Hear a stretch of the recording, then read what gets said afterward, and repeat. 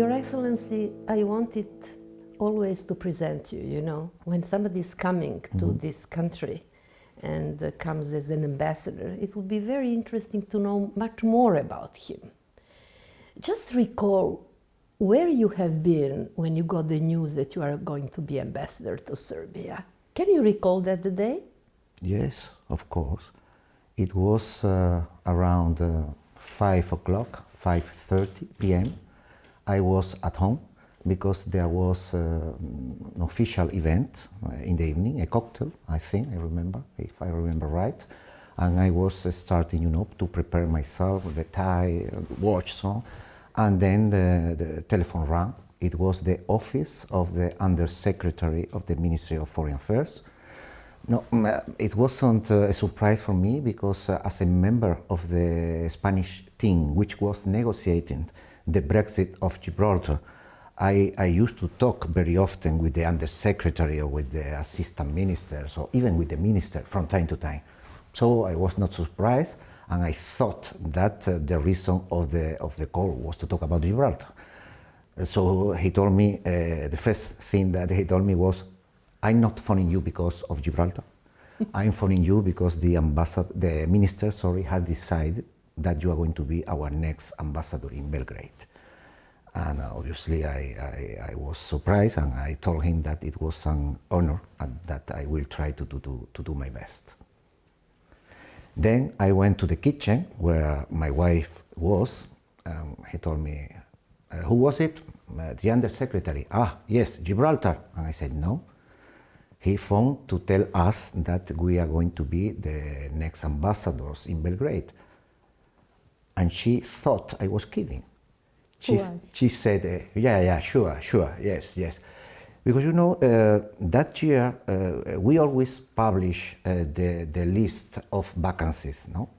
And that year there were only 11 vacancies, and all of them were in Africa or in Asia, in Latin American countries, you know, somehow difficult countries. The only European country on the list that year was Serbia. And we knew that a lot of people, a lot of colleagues had applied for Serbia. So we thought it was almost impossible, frankly speaking. Your Excellency, do you think that Serbia is an easy country? In life, everything is relative. It depends on, first, what do you understand by easy country, and easy country compared to which one? To the countries which were offered to you on the list. So in this case, my answer is yes, it is an easy country. Because we are talking about other countries which were at war at that moment, or in a very, very difficult economic situation, with a terrible problem of immigration. I don't want to give any name of these countries, but definitely, yes, on this list, Serbia was an easy country. You mentioned Gibraltar. Those were very, very specific negotiations. Very interesting that you are not dealing in this moment with Gibraltar.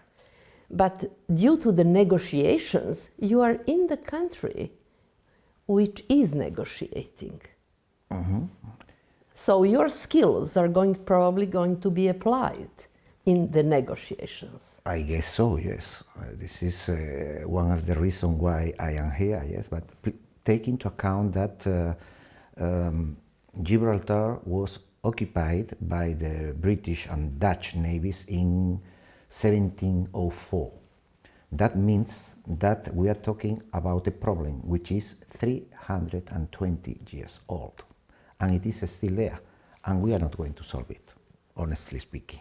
But we have to keep going, we have to keep negotiating, because we have been fighting for it for the last 320 years, and we are not going to stop now. So I have the honor, I think, because I have dedicated almost 12 years of my professional life to Gibraltar. I think that I am now the Spanish diplomat who has dedicated more time to this topic, to this issue. And I have learned something. when you negotiate, you must be patient.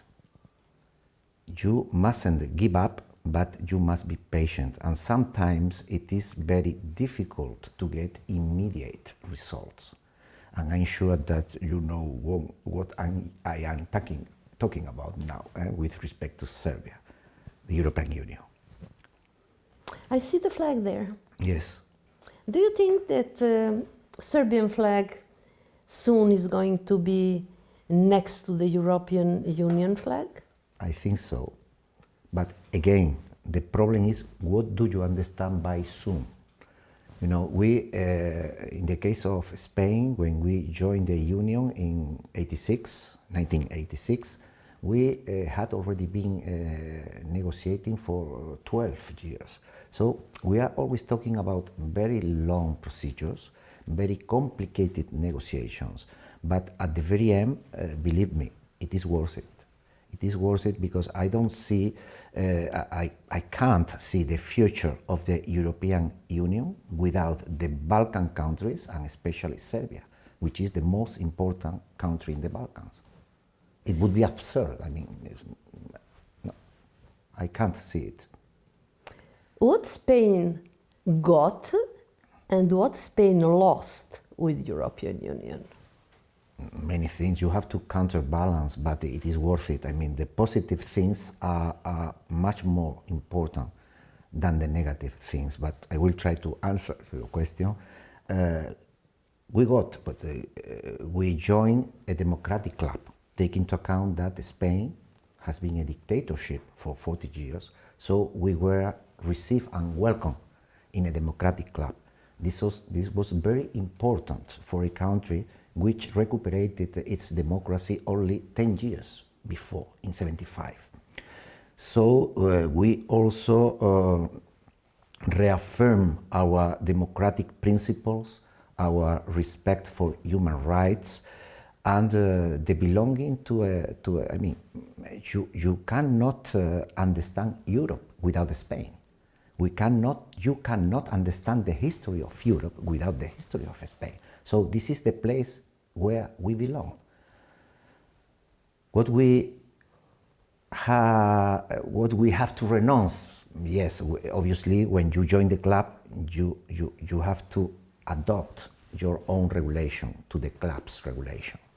So we had to transform our industry, we have to transform our agriculture, we have to transform and to adopt a lot of new pieces of legislation, which was not easy at all, but we also receive a lot of support and a lot of money. So with this money, if you go now to Spain, you will find gorgeous and wonderful infrastructures there. Roads, airports, ports, everything. And this was partially, but very importantly, financed by the European Union. So, you preserve the agriculture. But we have to renounce to many things, because when you join a single market, when you enter a single market, and you have in your own national system some measures to try to protect your products, and you join the single market, you have to renounce to these protection measures, and you have to offer your products freely, but also to receive the others' products freely. So our agriculture is still very important. We are one of the first world power as far as agriculture is concerned, but we have to transform the industry. So we lost many jobs. Many people had to reinvent themselves and look for other jobs in the cities, or to go to even working for agriculture, but in another region, in another city. And it is always a difficult process, but I repeat, at the very end, it is worth it, 100%, beyond all doubt.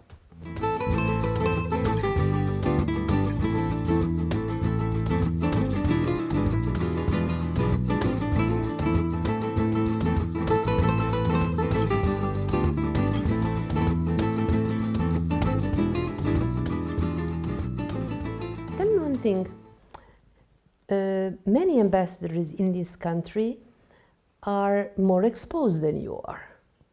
You're ambassador of a very important European country, which is important strategically, history, everything.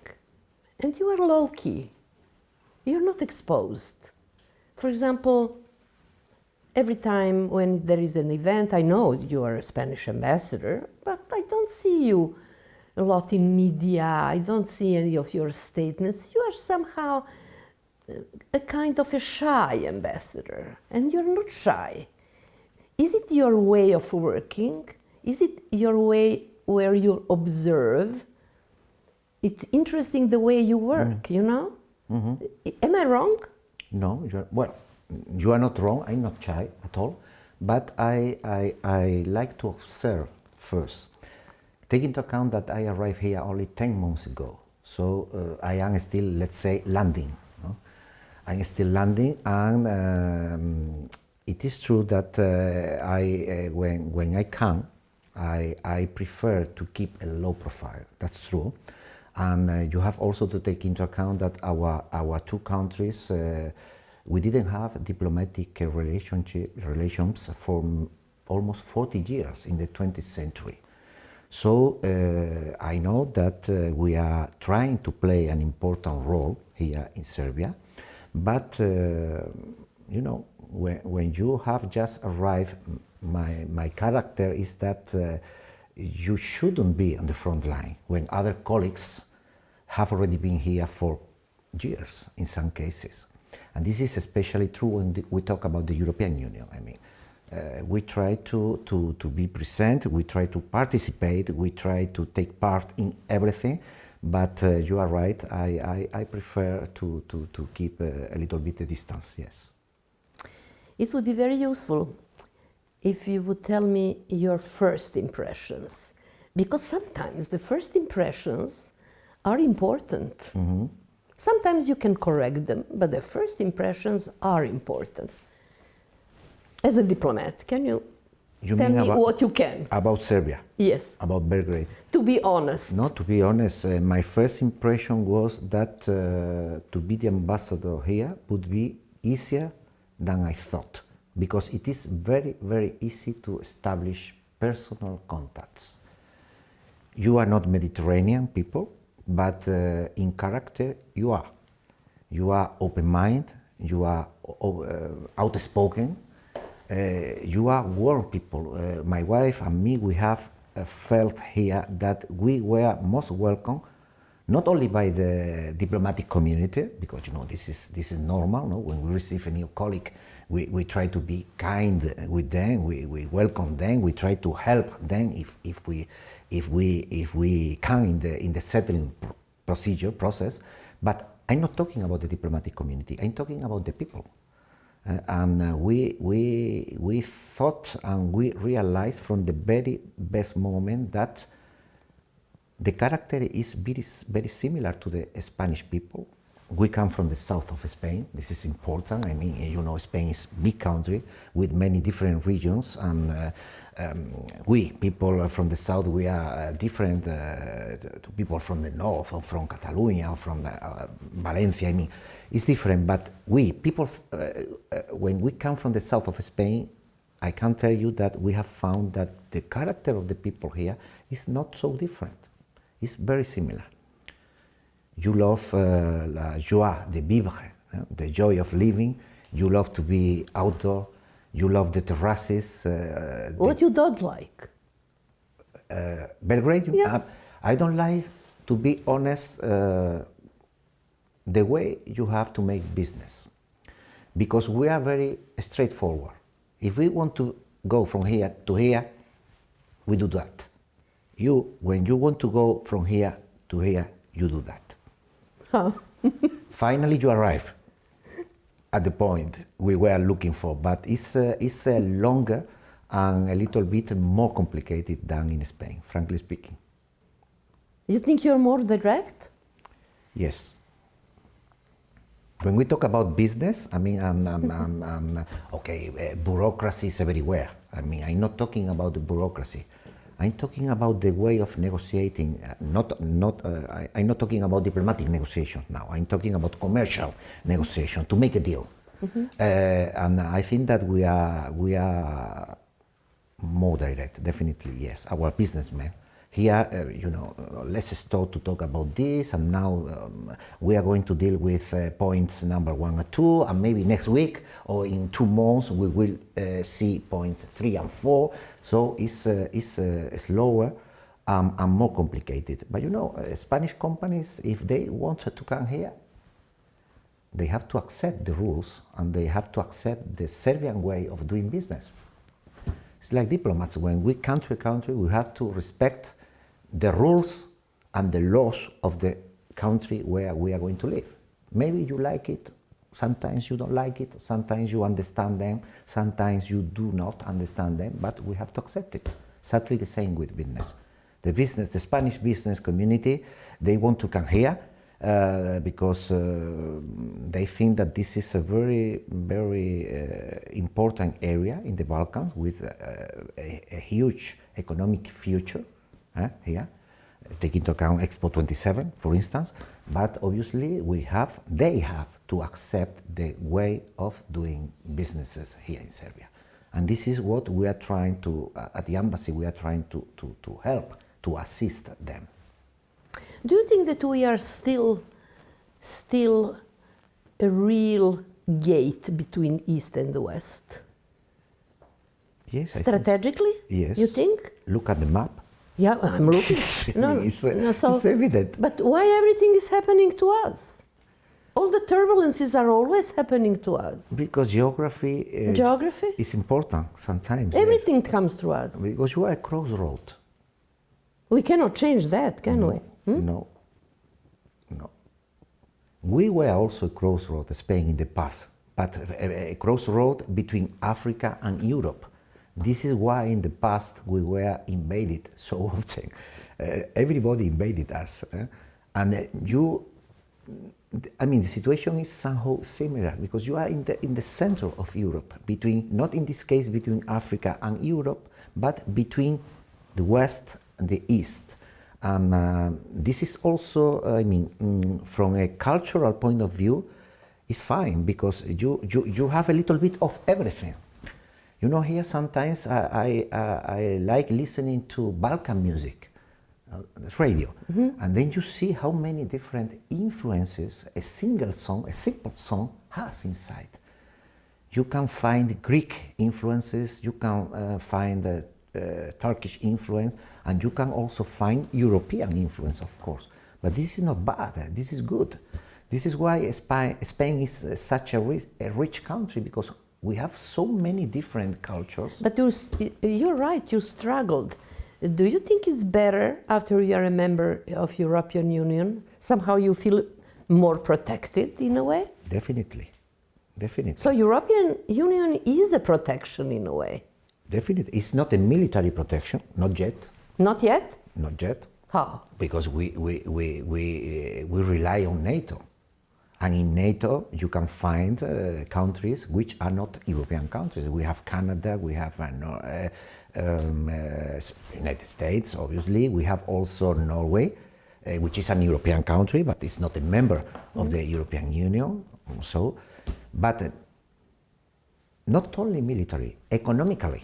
If you take into account the huge economic crisis in 2010, 2011, we had the euro, and this was our salvation.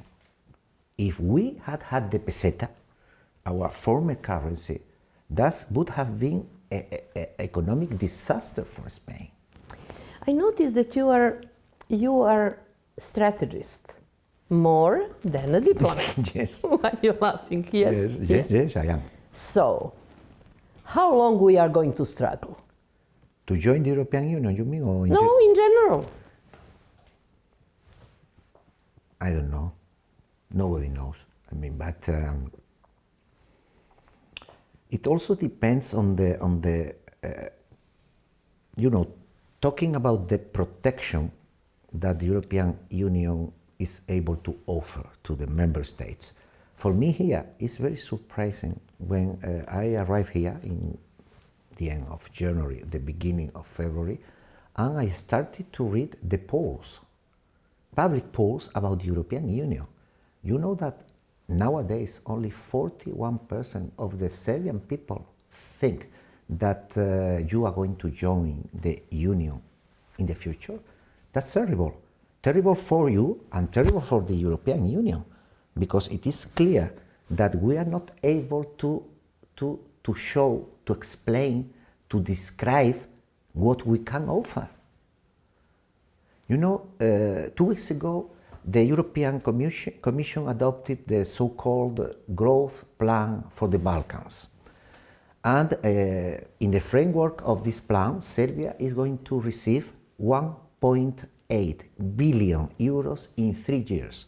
Do you know that the Serbian people know that? I don't think so. Do you know that I have been talking to Serbian people, and obviously I'm not talking about illiterate people, I'm talking about lawyers, even politicians, and they think that the first commercial partner of Serbia is China. Really? It isn't, it's the European Union. And the first donor of Serbia is the European Union. And your first commercial partner is the European Union, and your logical proposal for the future has to be the European Union. There is no other way. Alone, outside the European Union, it's very, very cold. China is very far away. Russia, you see the situation. So where are you going to go? You have to come to us. It's the only logical solution. When? I don't know. We are trying to help. I mean, Spain, not me. Spain. We are trying to assist and to help. We strongly support your bid to join the European Union as soon as possible. And we try to put pressure in Brussels in order to speed up, to accelerate the process, but negotiations are very, very slow. Always.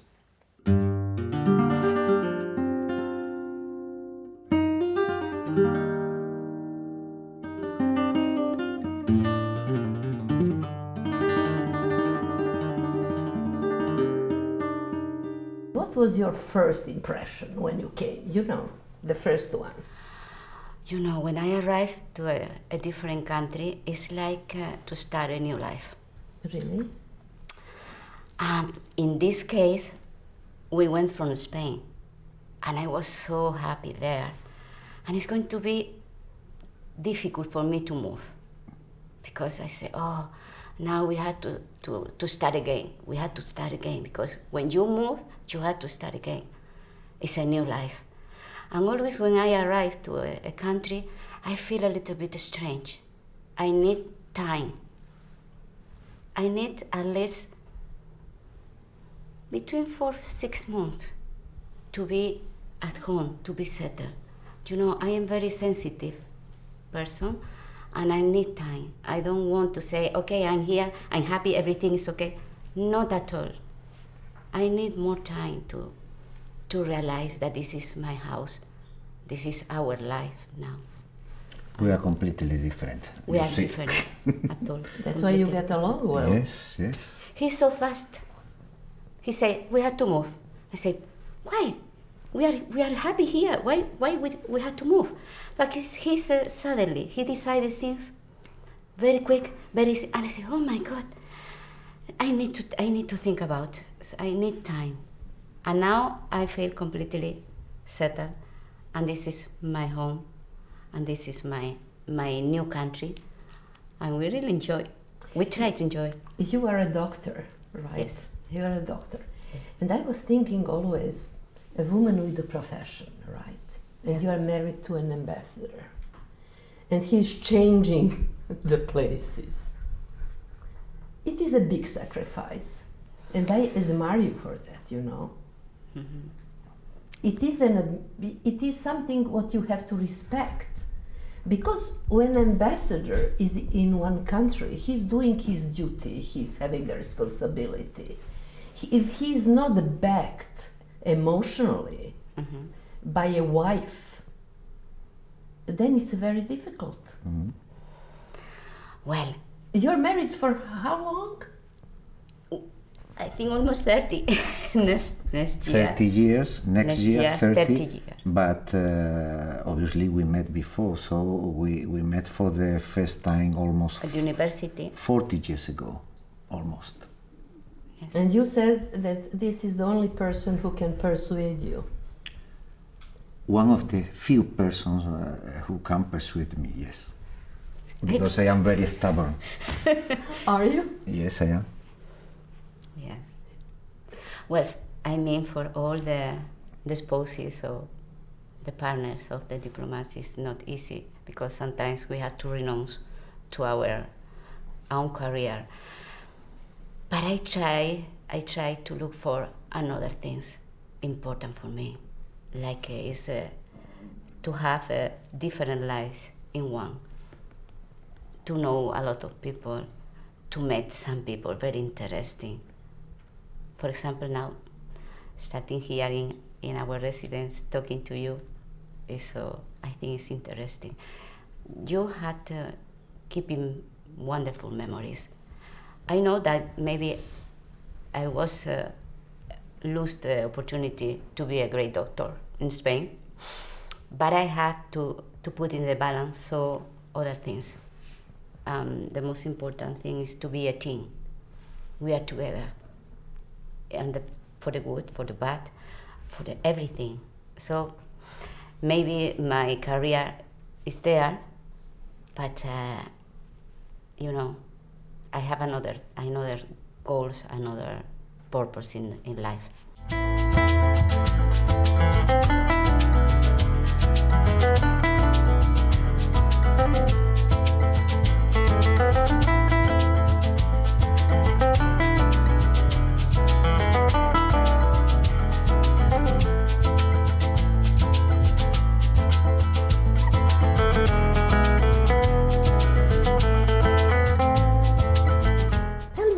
When European Union came to Spain, was it a big change for you, for example, in everyday life? Infrastructure, I think. I think we were out. In 86 we were. We were at university. You at university. I think it's not for me. It's not going a huge change. I feel more when we adopted the euro currency. It was a change. Yes, for me, I feel more, something different, because at that time we were in our first boat. Zimbabwe, 2000. And when we arrived, suddenly we find the new currency. It was something strange. Of course it is. I think I have in my memories, I keep this more than the year that we entered in the European Union. We started to receive huge amounts of European tourists. Last year we received 85 million tourists. If you take into account that our population is 47 million, it's huge. It's double our population. And most of them come from where? From the European Union. Why? Because we have a common currency, euro. We have no borders. No custom controls, no passport controls, so it's easy to go from France to Spain, or from Spain to Austria, from Spain to, so it's counterbalance. Tell me, what are your difficulties here in Serbia, in negotiation? For example, when you are an ambassador and you have to follow certain agenda. Do you have any difficulties that you are understood properly? Do you adjust yourself in negotiations, or? No, first I have to point out that when we receive instructions to negotiate something, the instructions are very clear as far as the final goal is concerned. But obviously we have a certain freedom. We can move a little bit, always in order to try to reach the final go. Are you moving a lot? Here, no. Are you straightforward? I used to. How it is understood when you are straightforward in a No, negotiation? you understand perfectly. I mean, perfectly, no problem. You But take no as an answer? Do you take no as an answer? Somebody says no. Yes, sometimes, yes. How you react to that? So great, I mean, no problem. I mean, you are defending your position, I am defending my position. We are friendly countries. I mean, our political relationship is wonderful. We don't have controversial issues. We don't have a bone of contention. So you defend your position, I defend my position, and I mean, we are sincere and we are honest. And sometimes you have to say no. Even if we say we have a proverb at the diplomatic corps, or a proverb or a quotation or a cliche, I don't know how to call it, that says when a diplomat says yes, he means maybe. When a diplomat says maybe, he means no. And if he says no, he's not a good diplomat. So we don't say no normally. We say we have to study it. I'm going to send your proposal to my capital, but I don't see any possible solution. I mean, diplomacy is the art of negotiation. So if you say no the first day that you start a negotiation, you are not negotiating. You close the door, and we are here to open doors, not to close them.